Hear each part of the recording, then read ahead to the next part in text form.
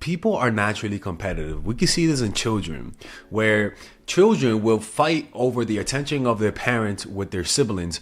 Even children, like a boy will fight with his dad for the competition of his mom, right? Children will compete with their other siblings for the attention of their parent. And so this is something that's deeply wired in almost every human. In fact, you even see this with other animals. Some birds will literally kill their siblings so that they can get more food, right? And so as you can see, competition is a normal part of life, okay? And because of that, we have to understand that if that competition isn't just competing with other people, it's also competing with what's taking up your time, right? So for example, a child who wants to hang out with their parents all the time will hate his parents' job, for example, because they're always working. And so that kid will resent their job. That kid will in fact almost feel like jealous that the job gets most of the attention of the parent. And the reason why that is because it's deeply wired in humans to not only be jealous and compete with people, but also with things, right? And the reason why it's this: one, from an evolutionary perspective, right? Competitiveness can be seen as a survival mechanism. The humans that were the most competitive in our evolutionary days were the ones that survived the most, right?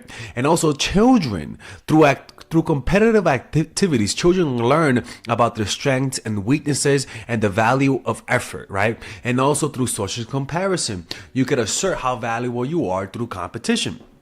And so because of that, we sort of remove the competition when we're dating someone and we like them. And the reason why is because when we like someone, we want to spend most of our time with them. So we stop playing basketball, for example, just give an example. We stop working as much. We stop doing the things that we love, all because we want to spend time with them. And so they first met you when you were living your best life. They first met you when you were single and you had things that you had in your life. You had friends, you had family, right? You had activities. In fact, a lot of people will tell you that when they get in relationships, they stop doing the things that they used to do. They stop doing the things that made them more attractive to the other person. And the reason why is this, right? People are always in competition, consciously or unconsciously. People will compete with anything.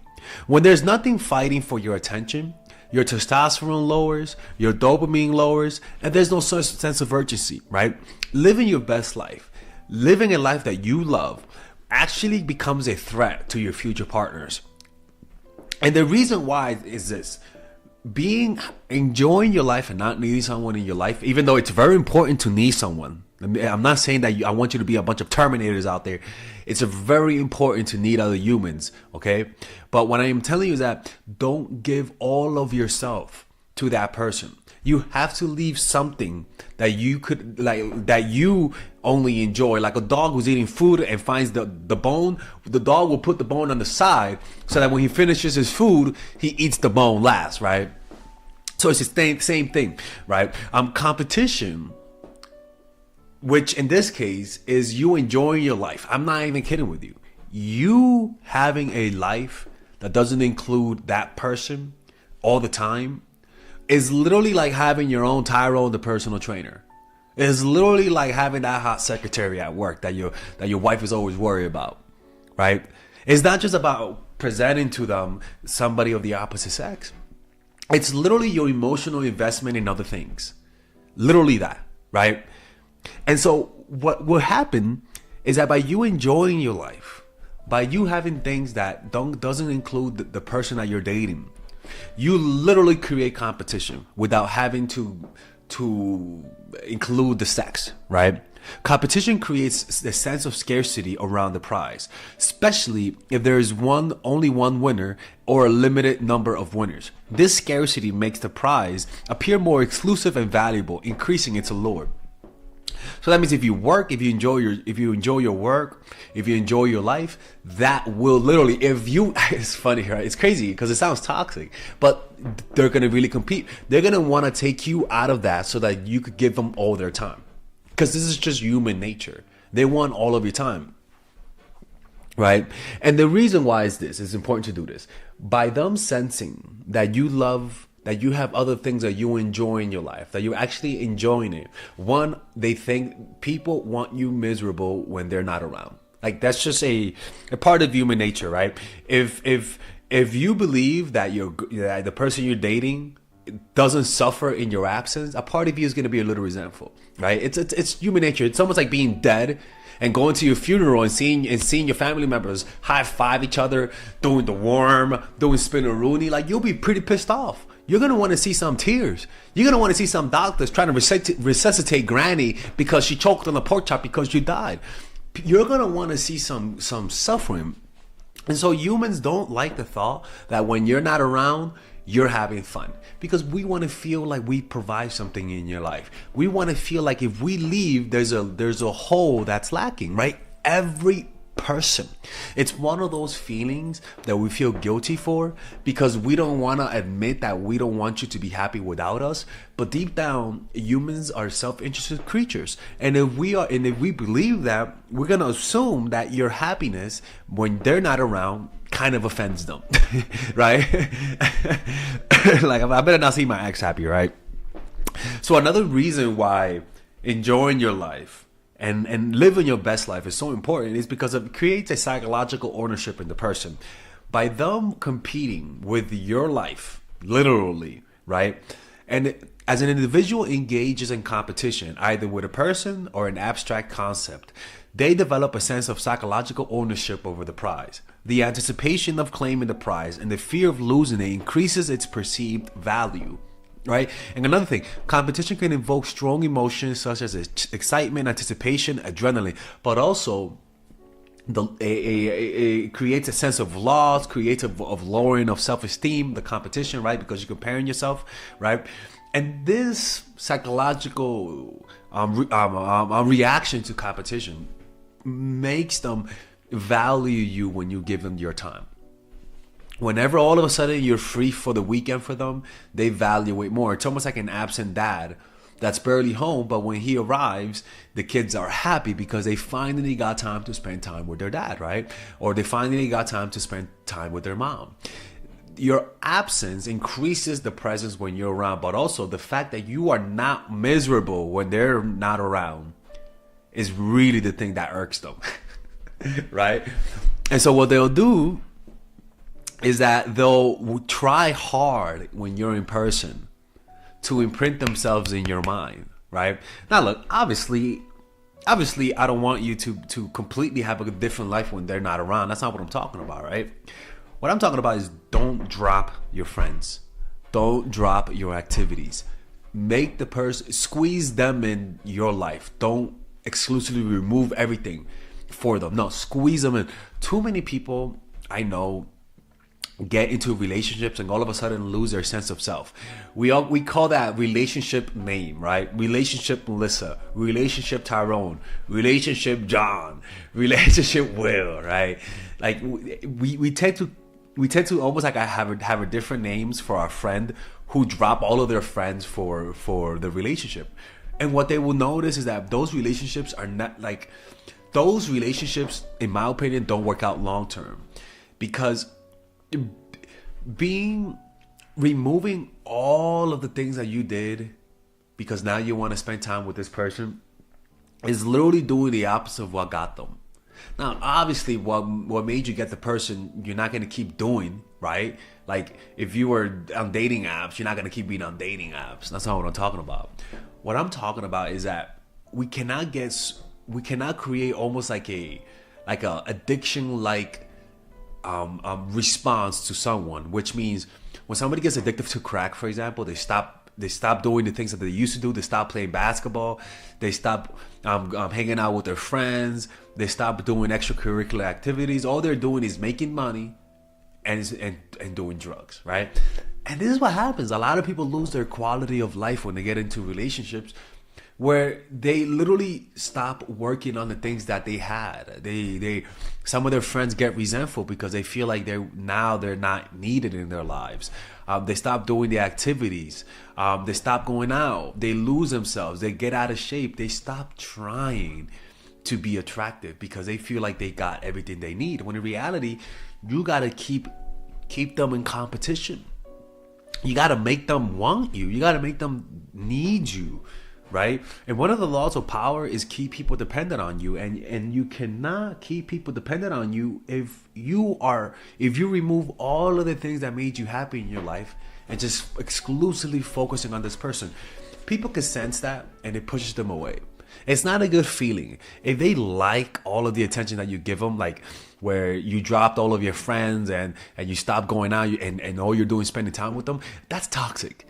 Anyone with a sense of boundaries will tell you, go get a life. Get a life outside of me, right? That they'll tell you that, because personally, I love it when the girls that I'm seeing have a life. God have mercy. I love that. Because I don't feel guilty when I'm not hanging out with you. That's another thing.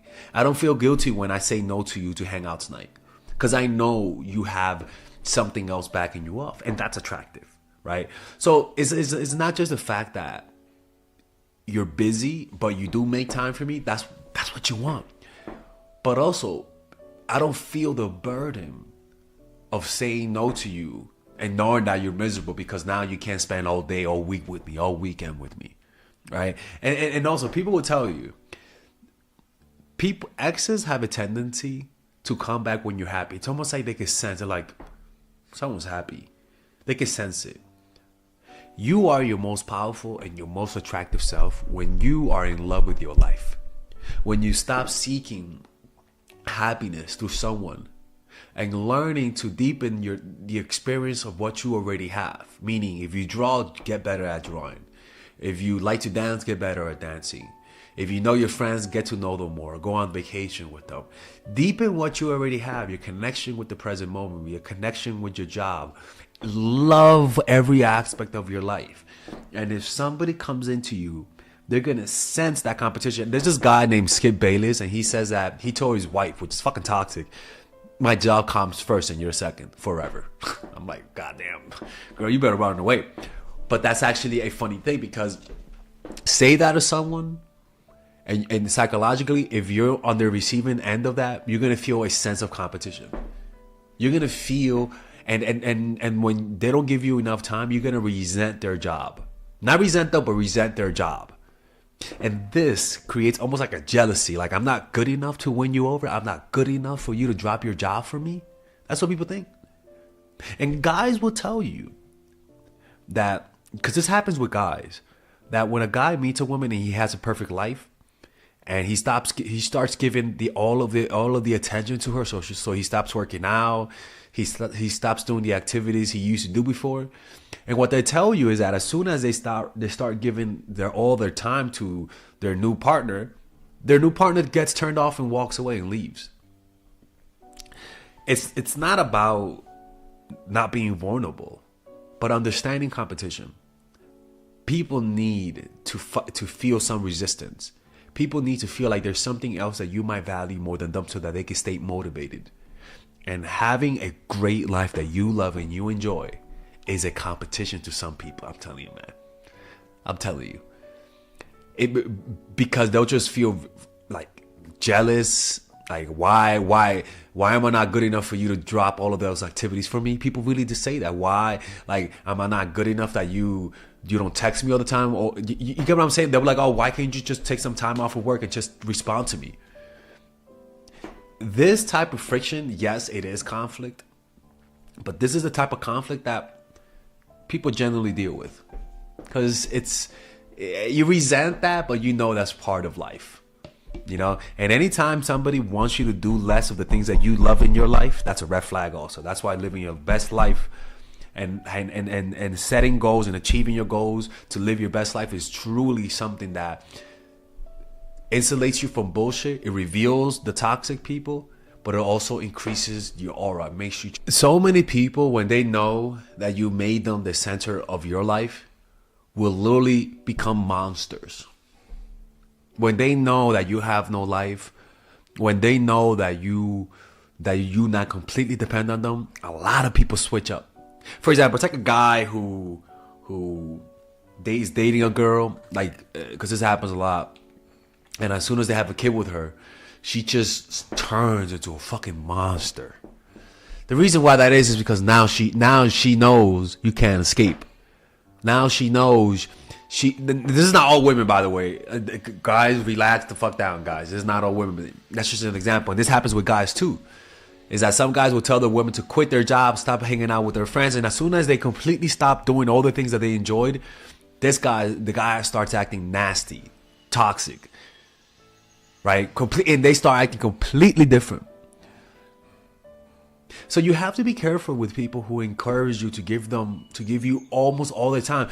Like it's totally fine for a guy to be jealous that you're hanging out with your friends. You get what I'm saying? I completely understand that, right? Like with girls, like some of the girls that I dated, they didn't like the fact that I traveled so much. I get it. I mean, it creates conflict. But when people don't have something to complain about, I don't know. There's just something about it that they notice that what they were complaining about kept things interesting, right?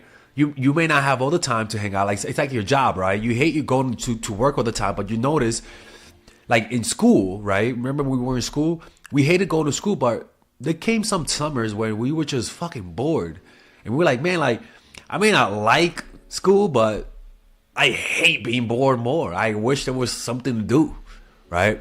They may not like the fact that you have a busy life, that you enjoy your life, that you have your own friends, your own activities, but a part of them, there's a sense of like, if they're not toxic, there's a sense of like relief that you have something to do. Any person that's healthy wants some distance from time to time. And the days that they complain about you being busy and about you going on vacation with your friends that not invite them, will also come days when they don't want to see you, and they know that there's a certain, like, you're not gonna freaking go apoplectic when you say let's not hang out today. And that's a real thing, man. Honestly, I hate the fact that, like, if I date a girl and I'm like, she's gonna freaking complain that I can't hang out with her. Like it's a burden, because I'm like, damn, I want to be able to be okay that I may not hang out with you today, and I know you're gonna have something else to do. That's very important. That's a healthy thing to do. So what I'm trying to say is that when they sense, like when they notice that they are literally feeling jealous of your job, or they resent the fact that you can't spend time with them, that's when people realize what they feel. You know what I'm saying? Like, you don't really notice how much you love your life until you feel like you're losing your life. You don't know how much you love your job until you feel like you're losing your job, right?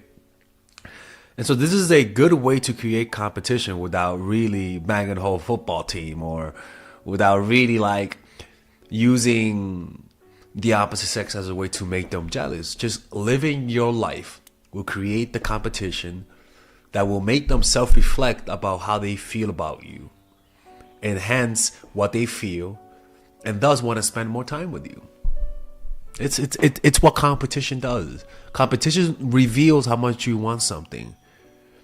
And just having a busy life that like clearly excludes them from it because you have your own life, creates that self-reflection. And that self-reflection in the light of competition always makes the prize look better.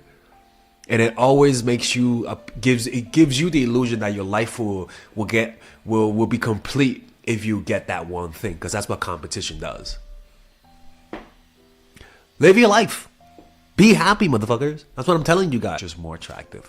All right. Anyways, hopefully you guys enjoyed this video. If you guys want to work with me one-on-one, go to myforattraction.org, and I'll see you guys.